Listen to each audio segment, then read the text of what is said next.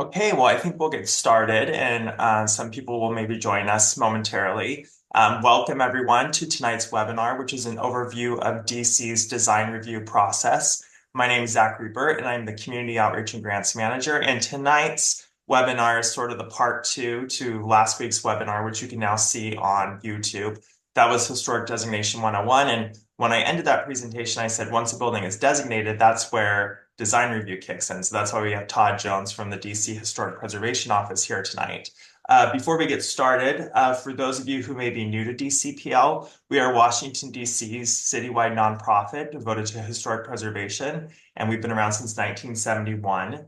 And just with that being said, I want to thank some of our sponsors, which you see here up on our screen. They include the DC Commission on the Arts and Humanities, Douglas Development Corporation, QTAC Rock, Atunovich and Associates, Buyer Blender Bell, EHT Traceries, and KCE Structural Engineers. Thank you so much for your support of DCPL and also historic preservation here in the district.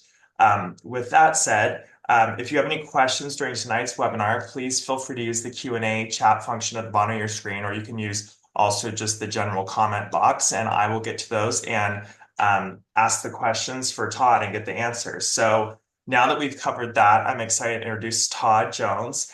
He's worked at the DC Historic Preservation Office since 2020, and where he has conducted project reviews, historical research, and preservation planning. He previously worked as a historical researcher and as a historic preservation specialist with the Federal Emergency Management Agency in the New England region. He is originally from Connecticut and earned a master's degree in public history from Central Connecticut State University. Welcome, Todd. Good to see you again. Hi, nice to see you. And yeah, you should be able to share your slides now.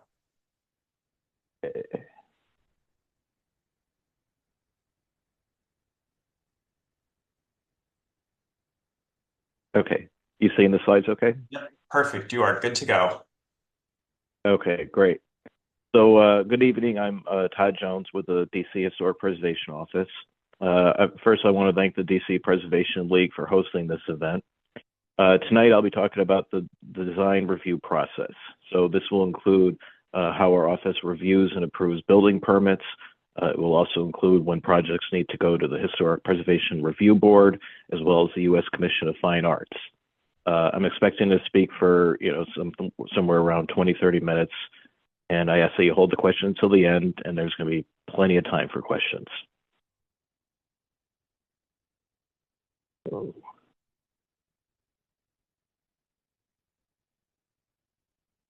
There we go. So first, I'll talk a little bit about what the Historic Preservation Office is. The Historic Preservation Office is part of the DC government, specifically the Office of Planning. We do historic preservation planning, protection, and public engagement, as this graphic shows. The work includes DC programs, federal programs, and also archaeology. We serve as the State Historic Preservation Office for the District of Columbia, and so we also carry out a lot of federal duties under that role, such as historic preservation planning, public education, and the promotion of rehabilitation tax credits.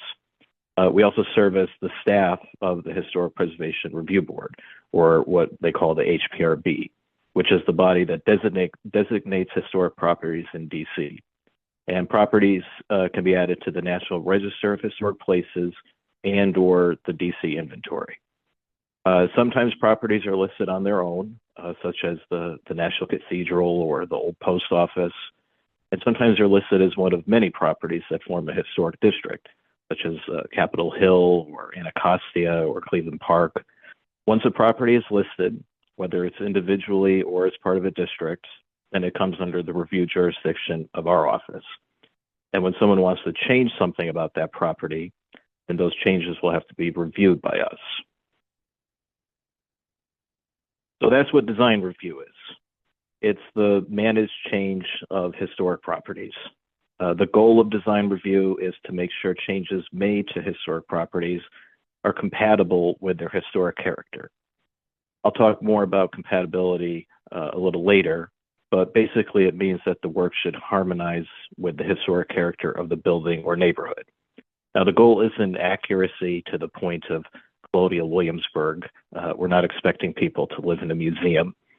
But a historic property was designated as being historic for some reason, and we don't want to see alterations to that property somehow erase or fundamentally change those reasons. Now, design review comes in a few different forms, depending on the size and the complexity of the project, as well as the specific location of the property. There's HPRB, and there's CFA, and there's easements, and I'll address all those variations tonight. But at the fundamental level, everything revolves around a building permit. It's the most essential ingredient for this process, other than the historic property itself. If the work you're doing doesn't need a permit, then you won't have to go through design review at all. And if it does require a permit, then the permit will become your legal permission to conduct the work and the legal record of how it was supposed to be done. Now, there are enforcement actions built into the DC Historic Preservation Law, including fines. I'm not going to go into a lot of detail on that tonight, but just be aware that there are consequences for not going through the design review process and getting the proper permits. Now, our office doesn't actually issue permits. That's the job of the Department of Buildings, which I'm sure many of you have dealt with, for better or worse. You will apply for your permit through the Department of Buildings, or DOB, and DOB will issue the permit. In between, the permit will get sent to a bunch of different reviewers at different agencies, depending on the work. The Historic Preservation Office, our office, is just one of many stops on that review journey. There might also be reviews for environmental, lead, electrical, zoning, structural. In addition, if the work you're doing is in public space, such as a front walkway or a tree box, or even sometimes your front porch, depending on where you live, then it might need a public space permit from the District Department of Transportation. Now, I should stress that it is the responsibility of the property owner to get all the necessary permits. So don't rely on your contractor to get the permits for you. The contractor says they'll get the permits, then make sure that they do, and make sure everything is properly posted on the job site. Because DOB is the permitting agency, you should always check with them as to whether your project needs a permit or not. Our office can typically advise on the type of work that we deal with a lot, but DOB is the final say on whether a permit is necessary for whatever work you want to do. Generally speaking, if your project requires an expert to do the work, then it probably needs a permit. On the other hand, if it's something that you could have your teenager do on a Saturday, then it probably doesn't need a permit. So for example, things that don't require a permit include like replacing a broken piece of glass, installing window screens, installing storm windows or security bars, putting in a window air conditioner, adding new glazing or weather stripping to windows, installing playground equipment like a swing set, and adding sculptures and other ornamentations. Also, the removal or planting of trees and shrubs. We get a lot of questions about that. It doesn't matter how old the tree is. It doesn't come under the jurisdiction of our office. Also, most painting also doesn't need a permit. The only time you need to get a permit to paint your house is if the house is an individual landmark and the surface you want to paint is unpainted masonry. So that's a pretty rare set of circumstances, and it probably doesn't apply to you. Other than that, you can paint whatever you want, whatever color you want. That's another question we get a lot. And remember that anything that doesn't require a permit also doesn't require our review. But pretty much everything else does require a permit and does get reviewed by our office. So that includes things like new windows, a new door, redoing the front walkway or steps, making an addition to the house, adding solar panels, installing a new shed or garage, putting up a fence. If you're unsure about whether something needs a permit, then you can check our website or contact the Department of Buildings. Most of the work that requires a permit and design review will get reviewed by our office during the normal permitting process. And we call this a staff level review. There's no boards or special commissions with staff level reviews. Remember how I said that after you apply for a permit with the Department of Buildings, DOB sends that permit out to a bunch of reviewers that specialize in different disciplines like electrical, structural, environmental, And we're one of those stops. And for most projects, that's all it will take. We'll get the permit from DOB, and then we'll make sure the work is appropriate, and then we approve it, and it moves on to the next discipline. With most projects, our portion of the review takes less than 1 day sometimes, and the entire permit can be approved and issued within about 4 to 6 weeks, maybe even less if you're lucky. For us to do our review efficiently, you'll need to make sure you include a few things in your permit submission. DOB has a few particular things they request as well, but for our purposes, you should always include photos of what everything looks like now, and then plans and drawings of what will change. Also include product information like window specs, if that's what you're replacing, or if you're getting a new door, if there's product information from the manufacturer, the installer, always include that stuff. Always include dimensions and materials. So basically, you should include all the necessary information for us to know exactly what everything looks like before and what it's supposed to look like after. We don't want to have to make guesses. Now, each year, our office reviews about 6,000 permits, and 97% of those permits get reviewed in this way as a staff level review. But if you want to see us clear your permit as quickly as possible, then I have two very important tips. First, read our design guidelines, which I'll talk about in a second. And second, contact the project reviewer for your historic district, typically before applying for the permit. So DC has about 70 historic districts. Some are large, some are very small, some are only federal. And our office assigns a different staff member to each one. So for example, I'm the primary reviewer for projects in Cleveland Park, Woodley Park, Mount Pleasant, and Georgetown. The staff contact for each historic district is listed on our website. I also have it pasted here, but just look at it on our website. I don't want you to write all that down. If you live in one of the historic districts that I review, for example, and if you want to maybe put up a new fence, you could email me first to make sure that the fence you want to install will be compatible and approvable. That way it makes the permit process go a lot smoother. Now, the worst case scenario, if you don't do this, is that when I get your permit, if it turns out the fence is just not appropriate, I might have to send it back to you for corrections of the permit.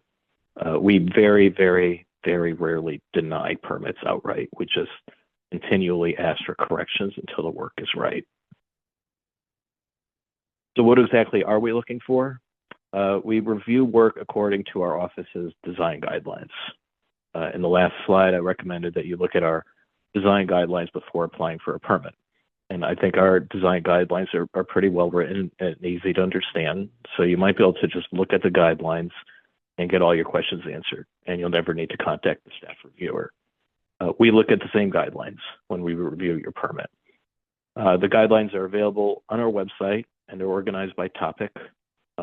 If they were printed, they would just be the size of like little brochures, not very long, only about 20 pages or so each, written in common language, not complex, well illustrated. There's one on just windows. There's one on doors. There's one on sustainability, which includes solar panels. A lot of the really routine common work that we get. All the guidelines are based on DC preservation law, as well as federal standards, and they were all approved by the Historic Preservation Review Board. Some historic districts, especially the more recent ones, also even have their own specialized design guidelines, since it can sometimes be difficult to apply the same standards to very different historic districts. So like the housing types in Cleveland Park, for example, are very different than what you'd find in Capitol Hill, but the same principles apply.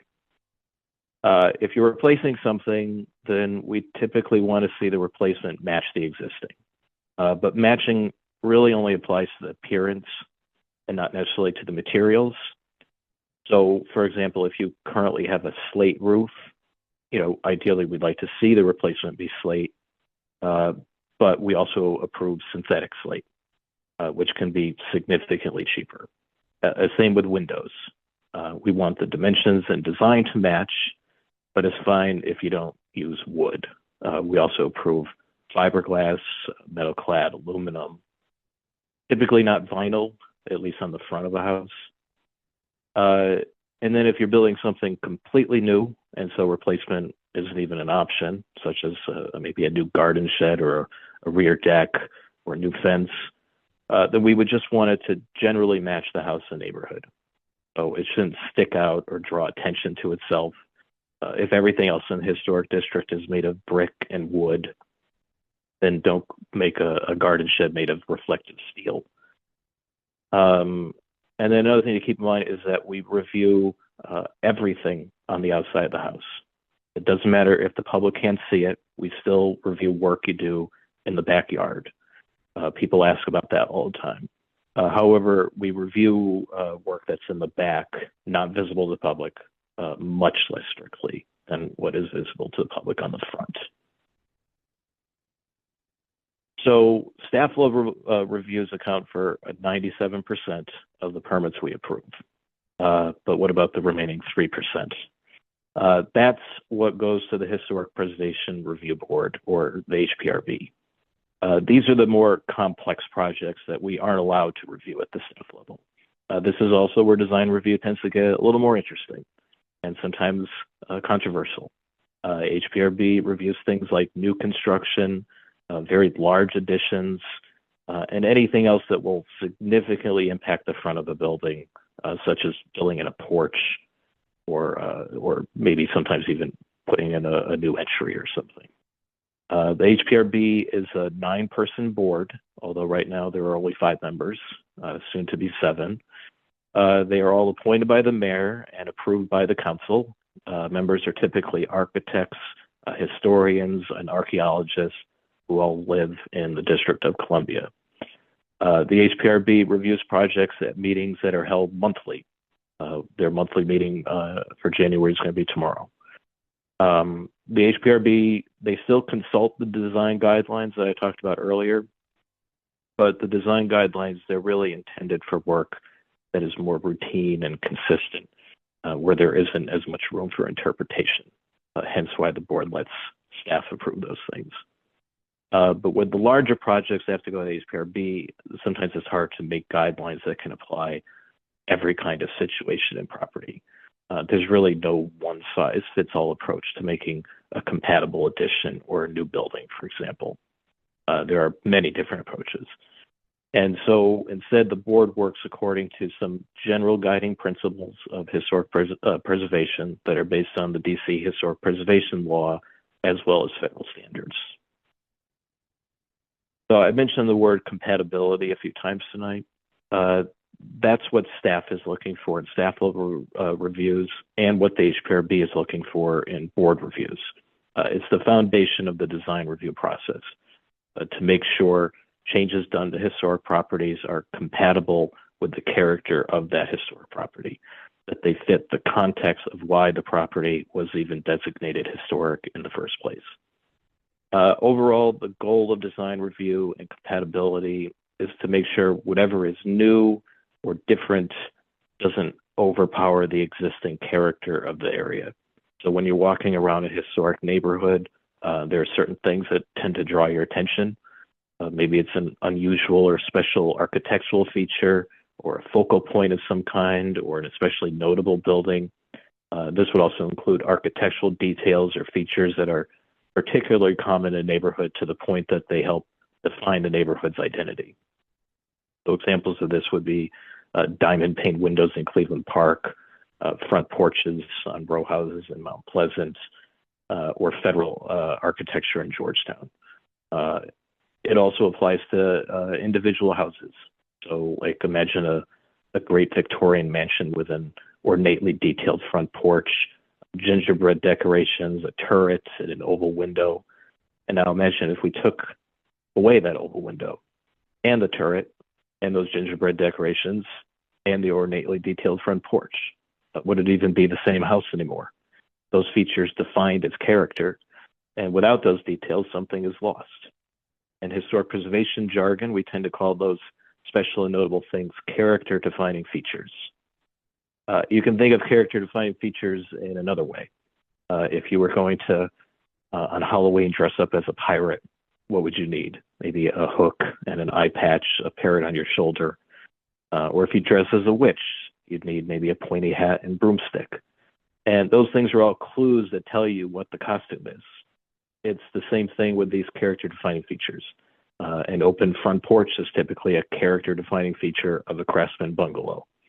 The tall, narrow windows are typically character defining features of Italianate row houses. Take those things away, and you lose very important clues that tell you the history of the building. When you're in a historic district or next to a historic building, your eyes should ideally be drawn to these character-defining features. When there's new work or changes proposed, we especially pay attention to how those changes will impact the character-defining features. Now, contrary to some misconceptions, this doesn't mean that changes in new construction can't happen. The design review process is intended to guide change to make sure it respects those character-defining features and notable focal points of the historic property. And we just want to see that the new respects the old. So, for example, open front porches and side porches are character-defining features in the Cleveland Park Historic District. It's a very picturesque design, and the houses really connect with nature. So porches, especially open porches, are important. So it could be possible for someone to add an open porch onto their house, even if it doesn't have one now, as long as the style matches the general style of the house. On the other hand, it could also be okay for someone to enclose what is currently an open porch. In that case, we would want to see the enclosed porch still kind of appear almost like an open porch instead of looking at like it's just a new room on the house. It also helps to retain the feeling of an open porch to better blend into the neighborhood. Now, this would include something like maybe a prominent front porch, but an open side porch that someone wants to enclose. We approve things like that quite regularly. With stuff like large additions, we just want to see that the new borrows materials and design cues from the old, that both halves of the building harmonize. We also don't typically like to see additions physically overpower the original house. So the addition should ideally just look smaller, or at least use design cues to appear smaller than the original house when someone's looking at it from the street. And then like with completely new buildings, regardless of their scale, we want to make sure that they somehow link themselves to the existing character and context of the neighborhood. So for example, in Cleveland Park on Connecticut Avenue, there's a large new development that uses a lot of sort of Art Deco inspired designs on it to better connect to stuff like the Uptown Theater on Connecticut Ave. And then something maybe like a new row house that's constructed on Capitol Hill. It would usually, we'd want to see it borrow some of the design features of the neighbors so it can blend in. But we typically don't want to like copy a historic building. We don't want to, the goal is not to trick people in thinking that something new is actually old. We still want to be clearly a new structure, but it just should blend in. So usually that just means using similar materials that you'd find elsewhere in the historic district, even if the design is modern. So overall, compatibility usually could just be achieved by paying careful attention to these design principles. And you'll see that many of these terms are about how each property in a historic district relates to the others, but you can also apply them to how the individual components of a house relate to each other. And I think the easiest way to illustrate these points is by showing some bad examples. So except for the pop-up row house, all these examples are not in DC, but I don't want to pick on anybody, but I think they illustrate the importance of compatibility in neighborhood context. The pop-up, which unfortunately is in DC, it shows why scale, height, and rhythm are important along the street. It's not that every house has to be the same size and height, but these very harsh changes can be very noticeable. And it's not even using the same materials as the neighbors or even something relatable. Then the house up in the upper right corner shows the importance of massing and roof shape. Remember earlier how I said that character-defining features are usually what draws the eye when you walk around a historic district. Design review and compatibility are about making sure that bad examples like this don't draw the eye instead. Like with the image on the lower right. In a historic district, we'd want an observer's eyes drawn to the bungalow. It has a nice open porch, decorative windows, nice woodwork. Instead, the new house next door, which is closer to the sidewalk, doesn't have it's not set back as far, will conquer an observer's attention. And then the house on the upper left, it has the two side additions, and although they do share some details with the original house, they surround and overwhelm the original. The addition's multiple roof planes also make the design needlessly complex and noticeable. So these are the things that we look for when we consider compatibility. One last thing about the HPRB reviews. Some historic neighborhoods in DC have their own nonprofit preservation groups, kind of like the DC Preservation League, but with a focus at the neighborhood level. This would include organizations like the Capitol Hill Restoration Society, Historic Mount Pleasant, Cleveland Park Historic Society, Historic Anacostia Preservation Society, the DuPont Historical Conservancy, and many others. If you have a project that needs to go to the Historic Preservation Review Board and the property is within the territory of one of these groups, then we encourage you to present the project plans to the group for comment. Many of these groups hold monthly review meetings expressly for this purpose and then send us letters with comments and recommendations. Now, legally speaking, the board, the HPRB, doesn't need to act on these comments and recommendations, but the board members still typically give them strong consideration. As part of the HPRB process, though, it is required that plans be presented to the local ANC. Even though historic properties are often privately owned, their preservation is still in the public interest. So we've covered staff reviews and reviews by the Historic Preservation Review Board, and that's all part of the local level of review. And that includes the hyper-local review of ANCs and neighborhood preservation groups as well. But this being DC, there's also sometimes a federal level of review, depending on where your property is located. The federal review body is the U.S. Commission of Fine Arts, or CFA. CFA reviews come in one of two forms, either reviews done through the Shipstead-Luce Act or reviews done through the old Georgetown Act. In the case of Shipstead-Luce, the CFA reviews all exterior work onto any property that falls within its review jurisdiction. And the map on the right shows that review area. Basically, it encompasses Rock Creek Park and DC's Monumental Core. So if your property abuts Rock Creek Park, or in some cases a tributary of Rock Creek, or if it's close to the National Mall, which includes portions of Capitol Hill, then you'll need to apply for CFA review for any exterior work, regardless of the visibility. And this includes everything from replacing a single window or door to building an entirely new house. Now, one thing to keep in mind with CFA Shipstead-Luce reviews is that these are design reviews, but not necessarily historic preservation reviews. Many of the properties that CFA reviews aren't even designated as being historic. They're not in any DC historic district. So CFA can have slightly different guidelines than we do. In cases where a property does fall within both CFA territory and a DC historic district, we typically let CFA take the lead on the review. So, for example, you probably would not need to go to both the HPRB and the CFA for the same project. And CFA also does its reviews at monthly meetings. So that's Shipstead-Luce. The other form of CFA reviews are the Old Georgetown Board, or OGB. And this is easier to define. The review territory of OGB is Georgetown, and it's that simple. There's the map on the left.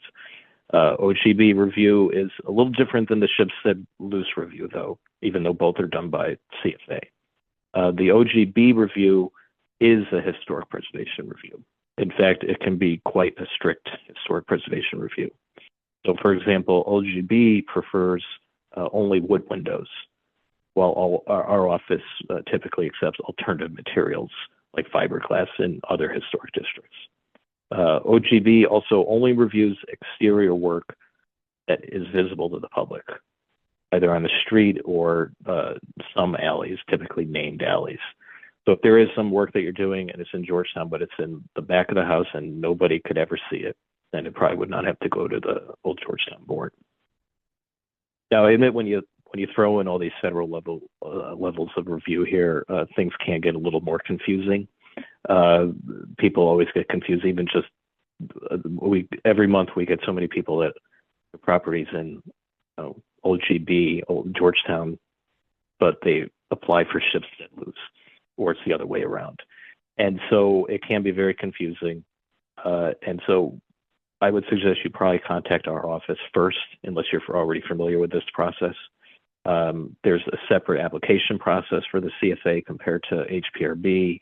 And usually with the CFA reviews, whether it's ships that lose or Old Georgetown Board, you typically do those before you apply for the building permits from the Department of Buildings. Property Quest DC is a very useful website to find out what reviews will be necessary for your property. So you just go to the website, which is a DC website. You enter the address up at the top, and then it will tell you if your property is in a historic district, or if it's in CFA territory, or if it's in both. It will also tell you if your property has an easement, which I haven't gone over yet. Easements, if your property has an easement, it should have been disclosed when you purchased the property, because easements are attached to the deed. Historic preservation easements they're voluntary agreements intended to preserve the historic character of a property by giving the easement holder a legal property interest. So the easement holders are usually nonprofit groups. In DC, the L'Enfant Trust holds a lot of easements, for example. The easements do not expire. And what they do is they usually limit the extent and types of changes that can be done to a property. So if your property has an easement, you'll need to present a letter of approval by whoever the easement holder is in order for us to approve a permit. And we have a list of all the properties in DC that have easements and who the easement holder is. So if you're unsure, you can contact us. There's also, on our website, you can also find the list. So it is important to note that the easement process is another type of design review, but it's completely independent from our process or from CFA. It's just between you and whoever that easement holder is, whatever nonprofit. When we finally get the permit, we just need to see that there was a letter of approval attached. And so I realized that just when you might have finally started figuring out all this complex review stuff, I go and throw easements into it. But that is the last curveball of the evening, I promise. Or at least I hope. So you might be wondering how long all this takes before you can actually start the work. Staff level reviews will be the quickest, as long as you include all the necessary information in the permit, such as the photos and the plans and the product specs, and if you can follow our guidelines. Our review, with these usually takes a day, maybe two, and the entire permit is usually issued in about 4 to 6 weeks, maybe even less than that if you're lucky. I've seen some permits with very, very basic scopes of work get reviewed and issued in under 2 weeks. So it is possible for this process to go quick. If you need to go through one of the review boards, though, like HPRB or CFA, then that will likely add a few months or so to your timeline. So you should plan accordingly. And the reason why those reviews take longer is because the boards only meet monthly, and sometimes they skip a month. So our board usually skips August, CFA skips December. Sometimes they might also ask you to come back the next month with revisions. And then in the case of the Old Georgetown Board, they usually require 2 applications and 2 different reviews, one after the other, with the first being for concept review and the second being for permit review. Basically, the difference is that concept reviews are for the general idea of a project, where you're seeking guidance, while the permit review has actual concrete plans that are ready to go and a permit has already been applied for from the Department of Buildings. For HPRB review, you only have to do either concept or permit. Most people do concept review because they don't have the permit ready yet. So the HPRB review will usually take a little less time than CFA or the old Georgetown board reviews. But these are all things to consider. And again, if you have any questions, you can always ask our office. So I'll try to give a quick summary of the most important things I've gone over. So if you need to get a permit for the work, and so you know you'll need historic review, you should do these two things. First, determine which levels of review you'll need based on location, based on the property. So check property quests for this. You know, are you in CFA territory? What historic district are you in? Is it in Georgetown? Is there an easement? Once you figure out all these location-based things, then it's time to determine which level of review you'll need based on the actual work. So is it a big project or is it a small project? Is it routine or is it unusual? If it's big or unusual, then you might need to go to the Historic Preservation Review Board. If it's small or routine, then it can probably be a staff level review. So stuff like window replacements, door replacements, smaller additions that are on the back, roof replacements, fences, walkways, retaining walls, solar panels. This is all small and routine, and it's the bulk of what we review. It's all staff level, and those are all quick reviews. If you're going to make, on the other hand, a large addition, maybe on the side, if you're going to build an entirely new house, or just do anything that's a little more unusual, then it will probably be an HPRB review. And the differences between those reviews are on our website, but the easiest thing is to just email us. The email's right there, historic.preservation@dc.gov. Or you can also email the specific project reviewer for your historic district. But remember that 97% of the permits we look at are staff level reviews that do not need to go to the Historic Preservation Review Board. So that concludes my talk on the design review process, and I understand some of this can be confusing. It can be confusing for me sometimes, and I have to deal with it every day. So that's why I suggest you always contact our office for help. We'll get you through this, and so I'd be happy to answer any questions. And my email is also up on the screen. Thank you. Thank you, Todd. That was a great overview of, like you're saying, a very complex process. And I know people are always having questions. I mean, I've gotten so many calls over the years about painting buildings, right? And the difference between unpainted masonry versus masonry that's been painted before, and so on and so forth. So thank you for adding some clarity. And as I mentioned at the beginning of the hour, if anyone has any questions or just any kind of feedback about maybe you've gone through the process, that would be kind of interesting too, if people give their feedback about the process and how long it took or anything like that. But I do have a question for you, and maybe it's a little technical, but I am curious. Tell me about the Georgetown process, because I have to admit, I know the least about the Georgetown process. And is someone in Georgetown, are they mainly, because I saw you're technically the staff reviewer for Georgetown, right? Through HPO. Yeah. Is someone who's in Georgetown getting work done and a permit, are they mainly interfacing with your colleague at CFA and the old Georgetown board, or would they be working equally with both of you staff members? Yeah, it depends, because old Georgetown board, they do have the visibility thing. So if the work is visible from the street or from an alley, then it's old Georgetown board. But if it's not visible to the public, and our office makes that determination on visibility, then that's where we review it. So there are actually some times where a project for like a rear addition on a row house in Georgetown, you can't see it at all from the street. You can't see it from the alley, but it's large enough to meet the threshold that it has to go to our board. Then in that case, it would be a Georgetown project that would go to the HPRB. It would not go to OGB CFA. And so that's why they still need a staff reviewer. Wow, that's interesting. That actually does. Yeah, it's very rare. Also subdivisions, which I didn't talk about. CFA doesn't look at subdivisions. We do. And so if it's like combining a whole bunch of lots, that's actually something that would have to go to the board too. So sometimes we have projects that are in Georgetown and they go to the HPRB just for subdivisions. Okay. But with the process, so that's why it's important with Georgetown, if you're doing exterior work, you have to decide if it's visible or not. And usually Old Georgetown Board, they have kind of a strict definition of visibility. So, even just the tiniest little piece that you can see, they would like to look at. Another thing that they do too is they typically look at the entire project if they have one bit of it that falls in their jurisdiction.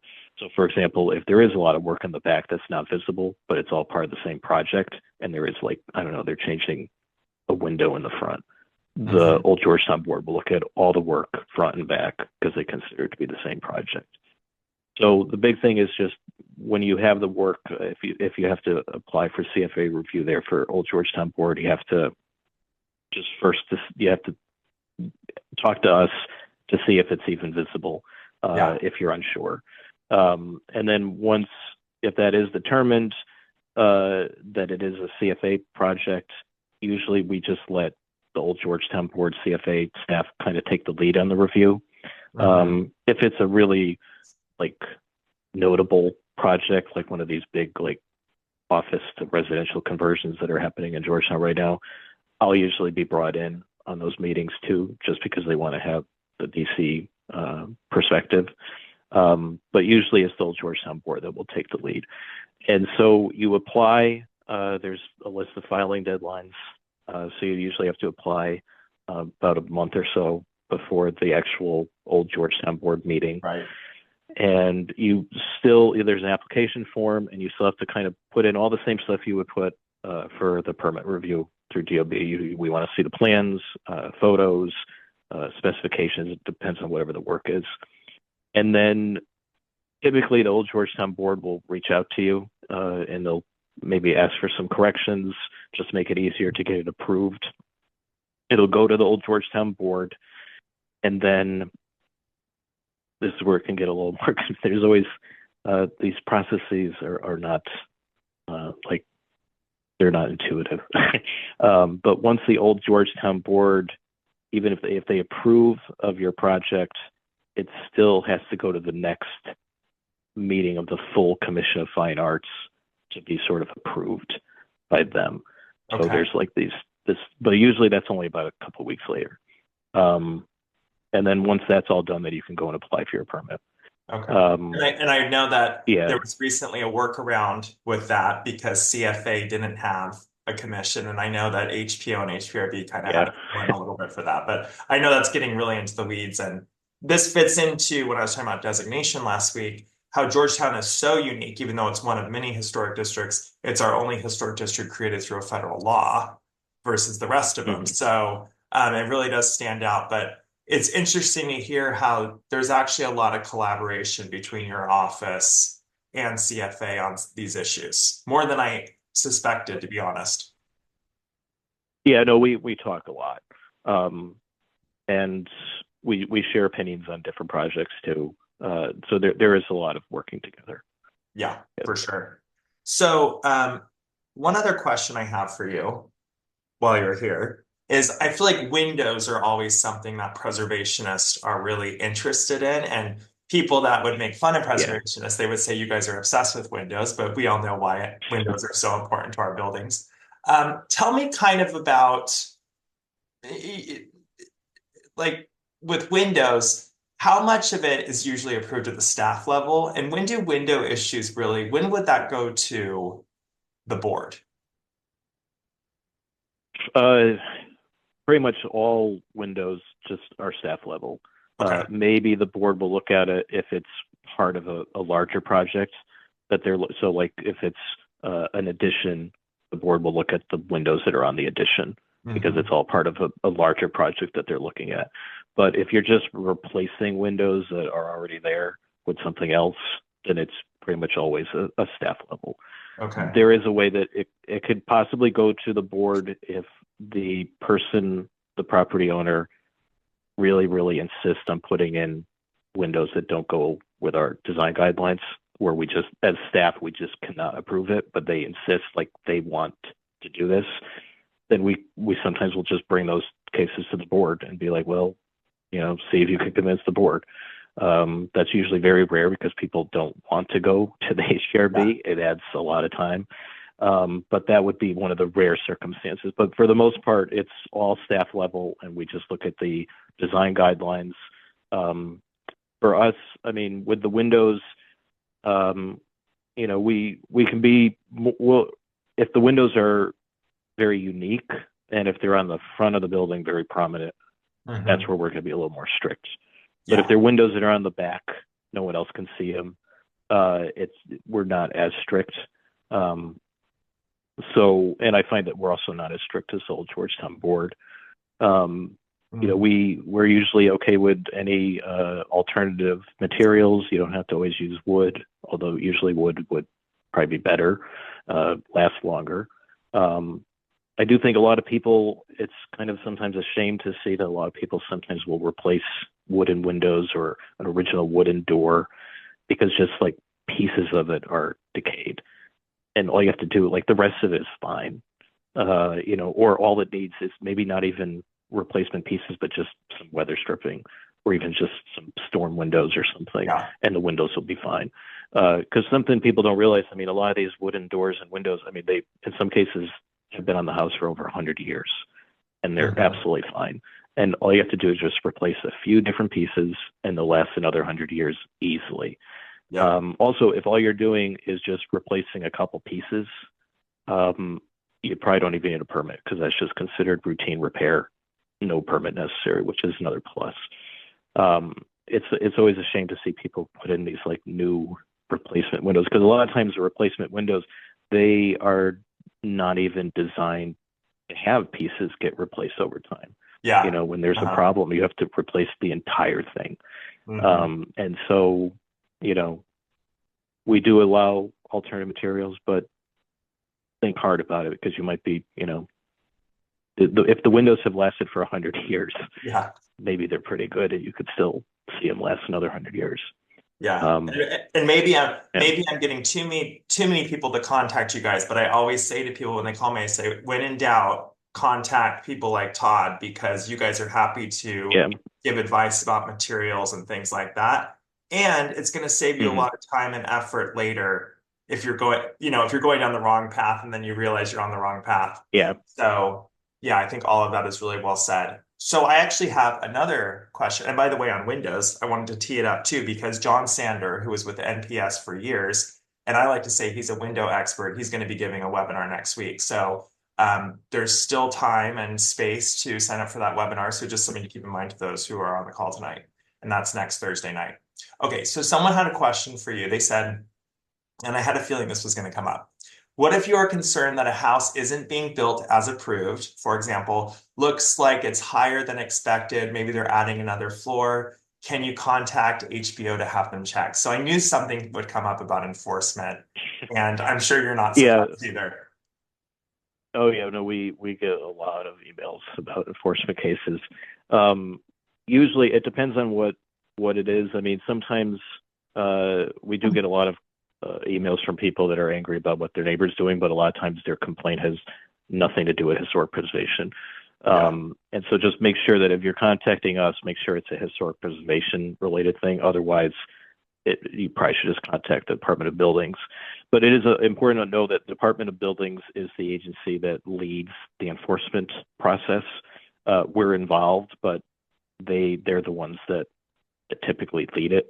But if you suspect that your neighbor is doing someone, you just see a house, not necessarily your neighbors, but just any house that there's work and you don't think it's following the permit, definitely contact us. You could contact the historic.preservation@dc.gov email and we will look into it and we won't release your name or anything. It can be confidential. But just understand that it should be a historic preservation related concern. And as far as what the work is, it just sort of depends. I mean, sometimes we get very, very bad examples of people just going completely, almost the opposite of what the permit said. But in some cases, it's just minor little things. In a lot of cases too, there's no bad intent on the part of the homeowner. Sometimes they don't even know. There's a lot of times where contractors, they sometimes treat the permit as kind of a suggestion or just a general idea, and they'll make changes right on the spot, just depending on what's going on. Like if they're taking out a wall or something and they see that something was unexpected under there, they'll just change what they're doing. Mm-hmm. And so we try to be reasonable with this stuff too. And whenever there is an enforcement thing, we'll talk to the property owner. Remember what I said earlier, the permit is always the responsibility of the property owner. And we just try to work out something. And so if it's one of those ones where they just completely went against the permit, then, I mean, in some cases it can go all the way to court. And that's where the permit is like a legal document, essentially. But most of the stuff is just kind of minor things. A lot of times it was just an honest mistake, or just the contractor that didn't quite follow the plans properly. And most homeowners are willing to follow our guidance with this stuff. They want to do the right thing and they want to make it correct. Yeah. So, And because I'm just saying that because a lot of, mm-hmm. yeah, it's just a lot of times we get complaints from people that they just think it's like people are doing this on purpose and they're trying to get around the law. And it's just realize that a lot of these it is really just a mistake in a lot of cases. Yeah. Yeah, and I think also what you're getting at too, it shows the importance of, these neighborhood preservation groups that really know the neighborhood Yeah. better than even you or I know, because we're more district wide, but they Mm-hmm. really know the neighborhood. They can notice when things don't look like they're matching up with the permit, that sort of thing. And also the ANC is a good resource on things like that too, if it seems like someone's Yeah. being a bad actor with the permit or whatever it might be. Um, so yeah, all of that was very helpful, Todd. So I don't think we have any more questions tonight, but I want to thank you again for coming because this was so interesting. And I've heard you speak before, but I always learn something new from you and your colleagues. So I really appreciate it. Thanks. Okay, well, I thank was you so happy to do it. Thank you. yeah, definitely. Yeah. Thank you so much, though, Todd, and everyone else for joining. And as I said, there's going to be that webinar next week with John Sander from who formerly worked with NPS. So definitely check that out on our website and register if that sounds interesting to you. If you want to hear more about Windows, which I know we always want to hear more about Windows. So anyway, thank you so much. Have a good night, everyone.